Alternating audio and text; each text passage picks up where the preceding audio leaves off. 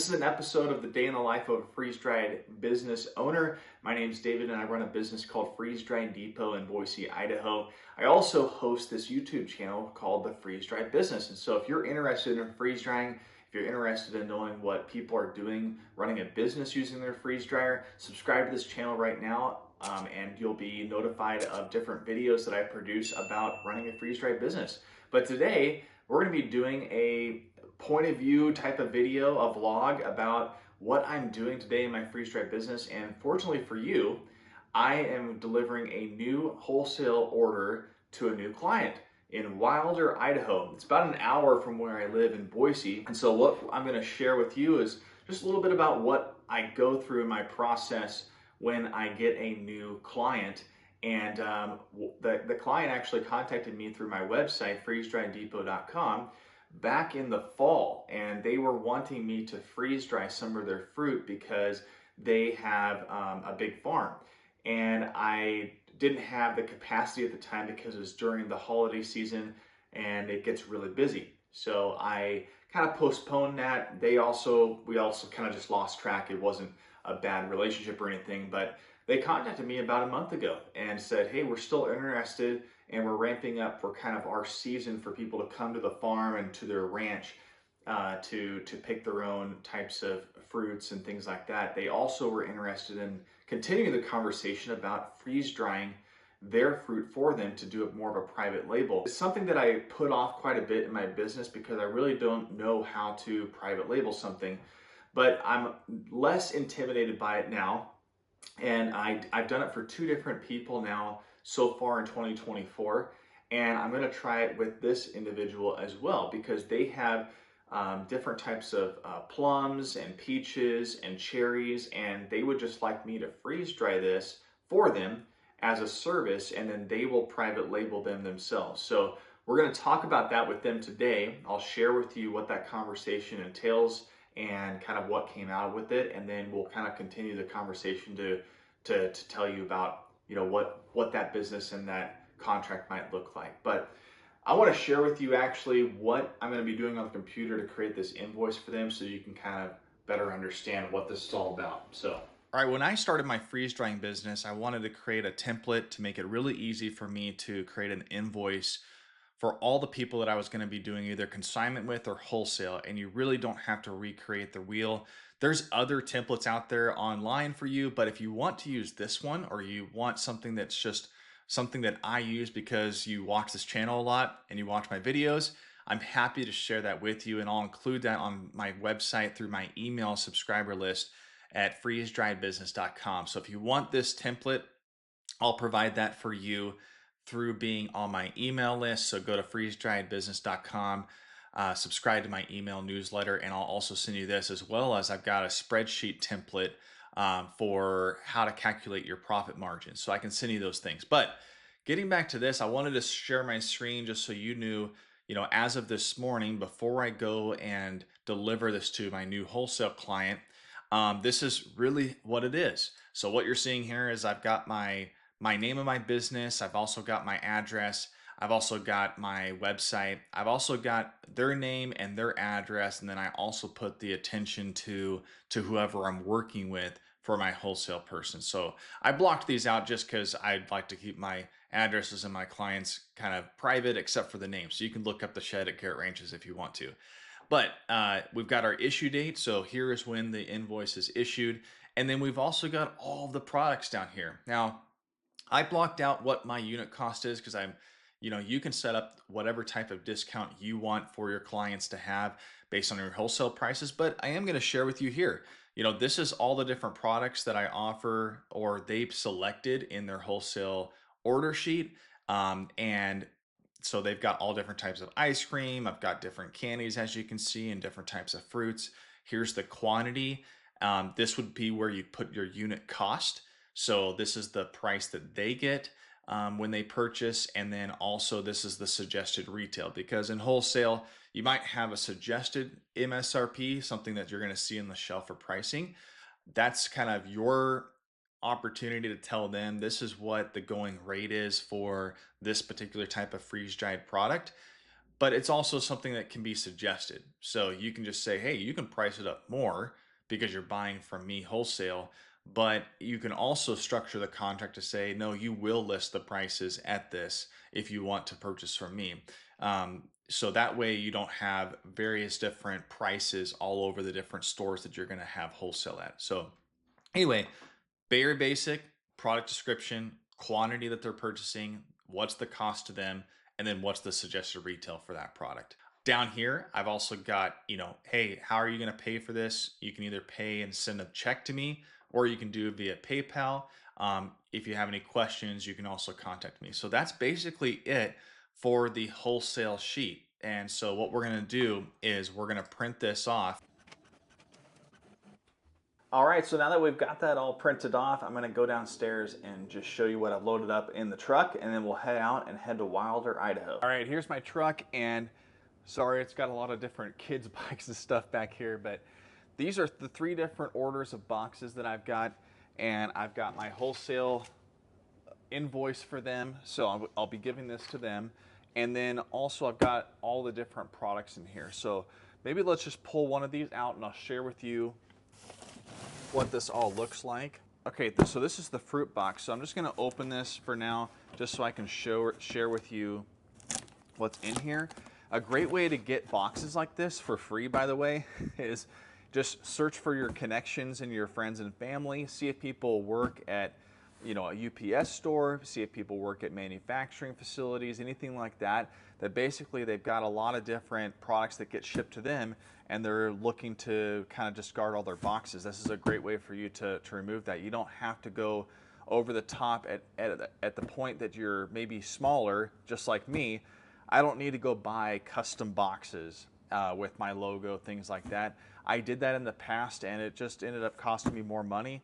And I also asked a bunch of my wholesale clients, hey, what does it really matter what I'm packaging them? And most of them are just like, no. Like, as long as I know that they're freeze-dried products in here, I'm gonna put them in an area that I know that I'm gonna go get more restock if I need it. So once I got that clarity from multiple of my wholesale clients, then I just basically deliver with boxes that don't have my logo on them. Now, if I had larger clients that have bigger brands, and I wanted to represent myself a little bit more professional, especially if they were new, and I wanted to be a little bit more higher quality, or I'm trying to grow my brand, then getting custom boxes might be the thing, but not for me, not for right now. When you're packaging up all of these, it's just the small things that will really make yourself different and unique in your own business. And so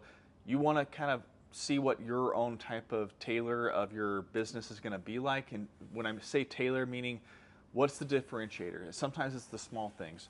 For example, I like to arrange all my products so it's kind of laid out like this, so that I have a very clean look of all of my products laid out in the boxes like this. I've met people that throw their products straight into the box, and it just looks like you just took all the product and dumped it in there. To me, that's just not professional. So it's the small things that are really gonna make your clients buy from you again. It's also a good opportunity for you to say, how do I wanna be represented in my business? What do I care about myself? Everyone's different. I'm just telling you what my perspective is and what I would advise you doing if you wanna have repeat clients. All right, enough about the wholesale boxes. I know I can ramble a little bit. Hey, if you're liking this video, if you like the point of view kind of vlog series and that type of format, could you give this video a thumbs up right now? That way I know when I look back, I could say, hey, enough of these likes indicate that I should be doing more of this. So that's what those likes are like. And also, if you have any comments about what you'd like to see from a vlog perspective, comment in the video description. Now let's get going to Wilder, Idaho, and I'll talk to you in the car about other things related to my freeze drying business. All right, we are in the car now. We're headed out to Wilder, Idaho. Now normally I kind of meet my customers halfway, or it's at least close proximity, maybe within max 30 minutes, but this is about an hour away. But this particular new client, she needed this before the weekend, and it's Thursday now, so I wanted to make sure I delivered it to her so that I'd have a good impression, and next time we can look at that.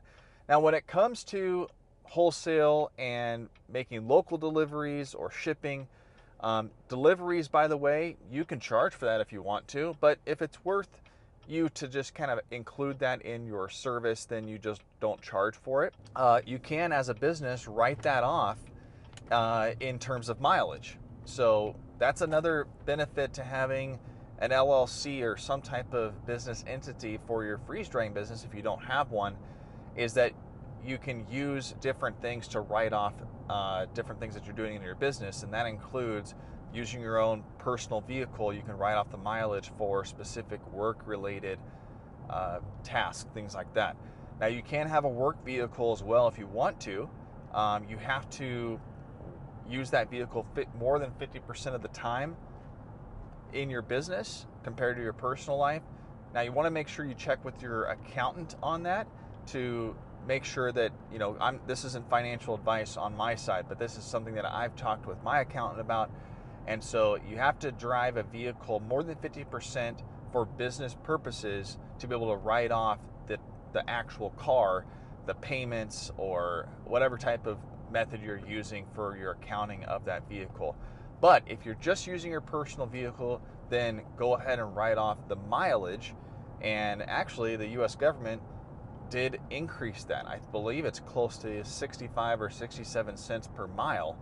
And so this particular trek for me is about 50 miles, which, that's 25 bucks roughly that I'm going to be able to write off on this trip. So every little bit counts, right? Now, when it comes to shipping, let's say you didn't want to deliver and you have more out-of-state wholesale clients and you're just starting out, you're wondering, hey, how do I get this to them? Do I charge them for shipping? Yes, you do charge them for shipping. That's part of them buying wholesale, and that's also why maybe you're going to give them a decent discount for purchasing your products wholesale, is that because they're going to pay for shipping, you're going to give them, 30-40% off. Now, some people are going to ask for a flat fee for shipping so they can just have a set rate. So once you find out kind of how much your product is going to cost to ship, when you're shipping freeze-dried product, especially you're freeze drying, like you're shipping things that lose weight, it can be fairly inexpensive. But if you're shipping candy, especially Skittles, it doesn't lose that much weight. So you're going to be shipping, 100 pounds roughly of Skittles if you're going to ship 100 pounds of freeze-dried Skittles, right? So with shipping though, try to figure out what your general rate is after the first or second type of shipment, and then you can set a flat rate and kind of eat maybe the $1 or $2. So maybe make it an even $20 or an even $30 to ship a minimum of, let's say, 50 units, something like that. So anyway, I'm driving right now down kind of through our just inner city area, and then I'm going to get on the freeway, and I'm not going to do any type of video for freeway stuff just to be safe, but we'll head out to Wilder, Idaho, and then I'll shoot some video once we get there. All right, I made it to Garrett Ranches, which is here in Wilder, Idaho. It took about an hour's drive from the house, but we're finally here. Now, I just got done talking with the owner of the shed, which used to be the packing place for all their different produce that they would sell here on the orchard and the farm. So she said this is almost into 4 generations right now, and there's the 5th one, which is all the grandkids now that are in high school and things like that. But this is a 5-generation farm. And back in the 1930s, and they've continued to have this really cool looking shed, which I'll show you, but they sell all their produce that they get throughout the summer. So it's June right now, so the cherries are gonna come in season really quickly. And so they're gonna have those all for everyone to come into this shed right here and be able to take all the produce that they want. So it's their own little farm stand. And they've got a local area where they're having different local craft and food people just like myself sell products as well. So that's what she's going to be selling my product for, and why she bought in wholesale. So this is the fun part about owning a business, owning a small business, and trying to get sales for your business, is you're just trying to expose yourself to different people who are looking to feature local businesses. You don't have to be the top tier freeze-dried candy or freeze-dried fruit maker. You can just make it however you want and grow wherever you want. And personally for me, I really like this YouTube channel, so I continue to make content, and that's what I really like, my passion. But I also like being a part of the freeze drying space for all of you as well. And I think that if I didn't have that, then I really wouldn't be exposed to what's going on in the marketplace. So that's why I like still having Freeze Dry Depot. I like visiting and having local people see my product, see what I'm proud of making. And so that's what we're doing this whole point of view for you for. So that's what it's all about, right? So let's go ahead and take a look at the inside of the shed at Garrett Ranches.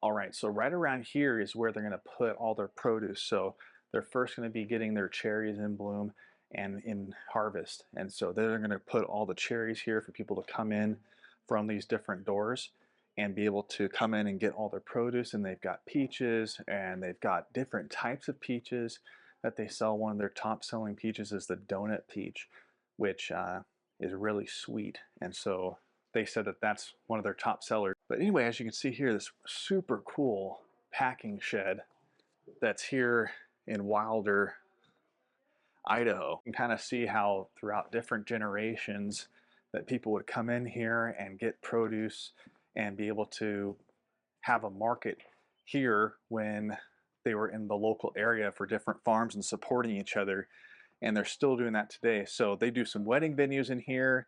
They do other things, but look at this kind of porch area where they'd have, she said that they'd have different types of vendors and markets and different produce stands all on this area for people to drive up and be able to get the produce, and then you walk into the actual shed area. All right, so one of the things that I do for my wholesale clients, because I'm small, is I allow for there to be a pickup of different products that aren't selling. Because for me, my reputation is important to me, and so if certain candies, ice cream flavors, different types of fruits aren't selling, then I'm just going to replace it at no charge to them, even though they've paid for it ahead of time in their wholesale purchase. I'm going to give them, a chance to just kind of swap it out for something that is selling. Because I'm small, that's easy for me to do. If you're larger, you probably have a pickup rate where you're like, hey, basically I'll pick up whatever hasn't been selling at, let's say, 50%. So they still had to pay 50% of the total cost when they purchased, but you get a little bit of some change back even though it didn't sell. So you can work it the way you want to when you're selling wholesale, but for me, I'm still relatively small and I like keeping it that way. So I don't really offer any type of charge for a take back. So I just swap it out. The second thing that I wanted to accomplish today was to talk about freeze drying produce for her, because as you can see behind me, there's a bunch of fruit trees. And so she's going to have an excess of different types of fruits that she's going to want to harvest and preserve. And one of the things that she was interested in was freeze drying that. And she's done some canning before, but after talking with her, I think what we're going to do is do some test runs this season. So I'm going to do a run for her for like $5 a tray in my freeze dryer, and she's going to pay for me to depit the cherries, and then I'll freeze it and then freeze dry it, maybe cut them in half so that she can see what the end product is. And then I'm going to do some peaches for her, some other variations of peaches, and that way she gets to see what the freeze dried end product is for the products that she harvests. And in that way, in September, when all the harvest is done, then we can have a discussion on what next year might look like, where I can help her do this more at scale. Now that might mean that I have a contract in place where it makes sense for me to invest in a freeze dryer like the HRC 100 from Harvest Right, where I can do up to 100 pounds of product. It might make sense for me to then know when I need to hire more staff seasonally to be able to pit the cherries and cut them in half and do that all in this like 2-week period that cherries are running. Same thing with peaches. So it just kind of, one, for me, I've typically done candy. I haven't typically done fruit. That's more for white label, meaning someone else is going to put their label of their brand on it. And so now, after talking with her, I think what we're going to do is just do a test run in my commercial kitchen. She knows that it's food safe. She knows that I'm doing things properly with all the different fruits that she's got. But we get to have that discussion at the end to figure out what's the best foot forward when she has hundreds of pounds of produce that she needs to get off of her hands and prepped and everything like that so they don't spoil. So that's what we're going to do come this season. So I'm really excited about that. Hey, that concludes my day in the life of me in my freeze drying business. If you want to see more of the day in the life episodes, they're coming up in the next couple thumbnails after this. So I'll see you there.